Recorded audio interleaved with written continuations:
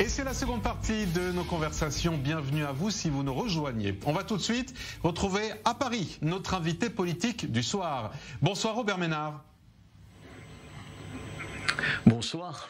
Vous êtes le maire de Béziers. 10 jours se sont écoulés depuis l'assassinat de Samuel Paty. 10 jours d'hommage, 10 jours de mots forts, mais aussi 10 jours où le gouvernement a voulu montrer qu'il était au combat.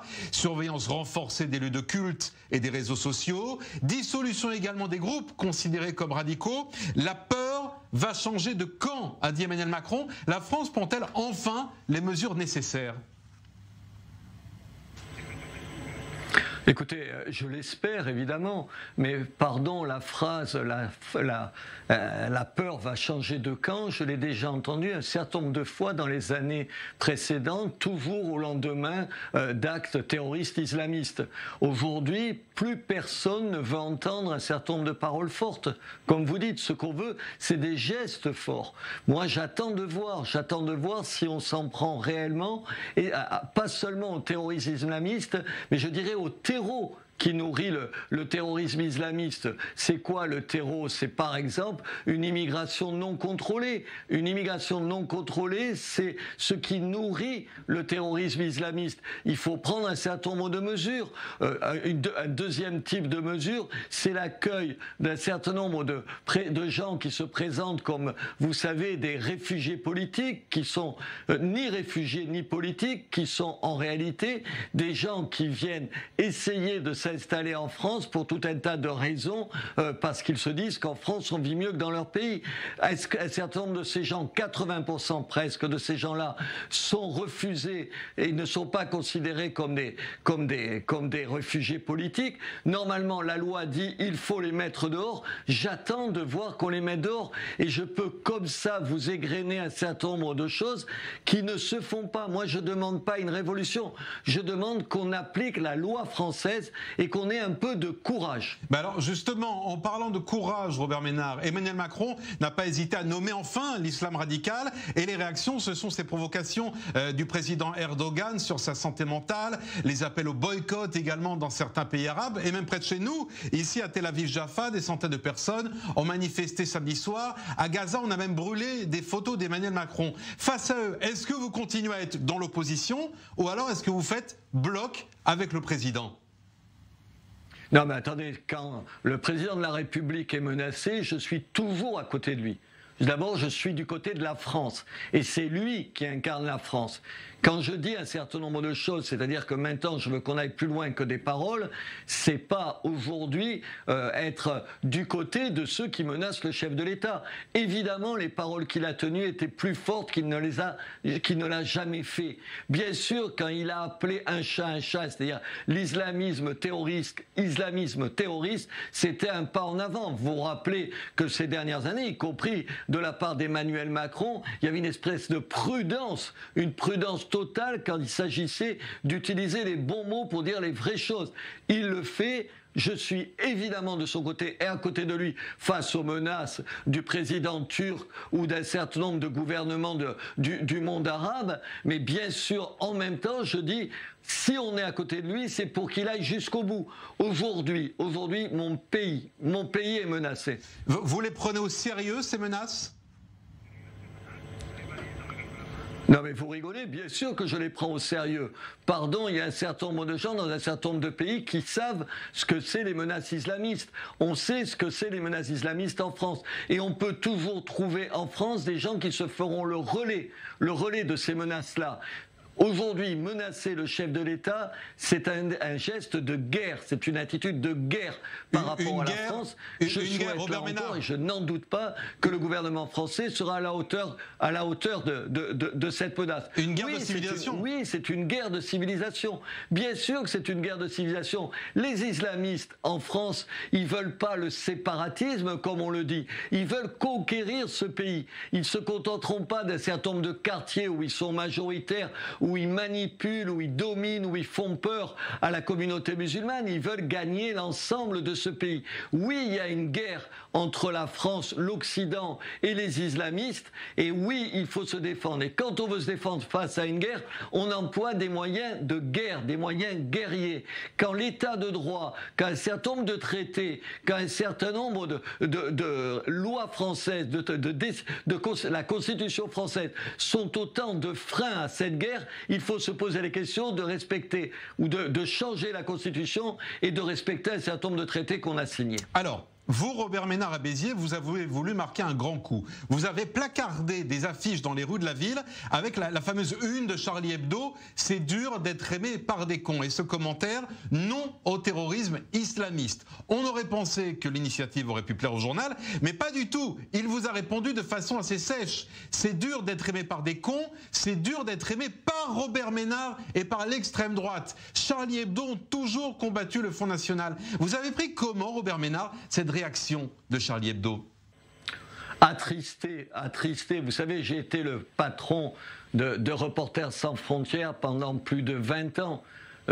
J'ai défendu un certain nombre de gens dans le monde sans heureusement leur demander ce qu'ils pensaient. Je défendais juste un principe qui s'appelle la liberté d'expression. Quand Charlie Hebdo a une réaction comme ça, qu'est-ce que ça veut dire? Je citerai une journaliste française qui s'appelle Elisabeth Lévy et qui dit à propos de cette réponse de Charlie Hebdo, c'est Charlie Hebdo n'est plus Charlie. Je croyais que Charlie Hebdo défendait la liberté d'expression. Je vois qu'ils ont les mêmes œillères. Mais Robert Ménard, Robert Ménard, ce qui rappelle, c'est que ce dessin visait seulement les intégristes, pas les musulmans. C'est ce qu'écrit Charlie Hebdo, c'est la différence entre Charlie et Robert Ménard, écrivent-ils. En gros, Charlie vous accuse de prendre à partie tous les musulmans. Pauvre Charlie, pauvre Charlie. Je veux dire, de temps en temps, on a peur pour eux. On a peur pour eux. Je me rappelle qu'au lancement de ce journal, il disait « On est bêtes et méchants. Je crains qu'ils aient surtout retenu qu'ils étaient bêtes. » Écoutez, je suis le maire d'une ville où, dans les écoles de la ville, les 2/3 des enfants sont d'origine musulmane. Je n'ai jamais tenu un propos contre les musulmans. C'est justement en dénonçant l'islamisme, le terrorisme islamiste, les choix islamistes que je défends les musulmans modérés. Quand chaque fois que je mets le doigt sur ce que représentent les islamistes, c'est pour mieux défendre les musulmans modérés. Mais aux musulmans modérés, à leur tour, de dire qu'ils sont comme moi contre l'islamisme radical. Alors, vous me parlez de ces élèves musulmans dans les écoles de Béziers. Comment ça se passe chez vous, Robert Ménard? Les enseignants peuvent-ils enseigner la Shoah correctement? Y a-t-il des cas d'élèves qui refusent, par exemple, d'apprendre parce que l'islam est plus important que les lois de la République? Écoutez, malheureusement, comme dans toute la France, vous l'avez vu, 2 chiffres. Aujourd'hui, 40% des enseignants disent se censurer.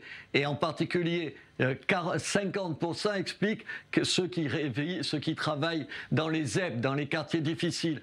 Les sujets censurés, vous n'avez pas de mal, comme moi, à les imaginer. Ça, c'est la première crainte. Et ensuite, évidemment, ce qui m'inquiète peut-être encore plus, je ne sais pas si vous avez vu un sondage récent qui disait que 74% des jeunes Français musulmans mettaient, vous venez de le dire, l'islam avant la République, avant les lois de la République. C'est ça qui m'inquiète. Comment on en est arrivé là? Comment on a fait pour ne pas arriver à assimiler une population? Une des explications, c'est quand il y a trop d'immigration, on n'arrive plus à assimiler quoi que ce soit. Dans un certain nombre de quartiers, c'est le contraire qui se passe. C'est ce qui est devenu une majorité musulmane qui assimile le reste de la population. Et le combat que je mène tous les jours, c'est quoi? C'est dire il faut arrêter cette immigration de masse, il faut la réduire de façon drastique pour arriver à faire que la communauté musulmane on puisse s'en occuper, celle qui est immigrée, et surtout qu'on puisse expliquer en donnant l'amour de ce pays, que ce pays vaut mieux que ce qu'il dit lui-même de lui. Jamais la France a dit autant de mal d'elle-même que depuis des années. Comment vous voulez convaincre, comment vous voulez assimiler un certain nombre de gens quand vous ne donnez pas un modèle, quand vous ne vous présentez pas comme un modèle et quand vous n'aimez pas votre propre pays? Voilà ce que j'essaye de faire au jour le jour, mais c'est difficile. Robert Ménard, hier Marine Le Pen a fustigé sur RTL les élus qui se sont compromis avec le fondamentalisme islamiste pour des raisons électoralistes. Elle dénonce les élus islamo-gauchistes, mais également les élus islamo-droitistes. C'est qui les islamo-droitistes, Robert Ménard? Mais écoutez, je crois que malheureusement, dans un certain nombre de communes, de mairies, de gauche beaucoup, mais de droite aussi, il faut le dire, il y a un certain nombre d'élus qui n'ont pas hésité à flatter le fondamentalisme pour grappiller quelques voix. Quelle médiocrité, quelle folie à moyen terme. On ne gagne jamais sur ce terrain-là. On ne fait jamais ça. Pardon, la politique, c'est aussi une morale. Mais vous n'avez jamais eu affaire, vous, à des associations qui, sous couvert d'être des associations communautaires ou musulmanes, défendaient en fait le fondamentalisme? Mais écoutez, moi, j'ai dénoncé plusieurs fois un certain nombre d'associations dans ma ville, qui sous prétexte d'aider les plus pauvres, ce qui est évidemment légitime, faisaient de la propagande islamiste.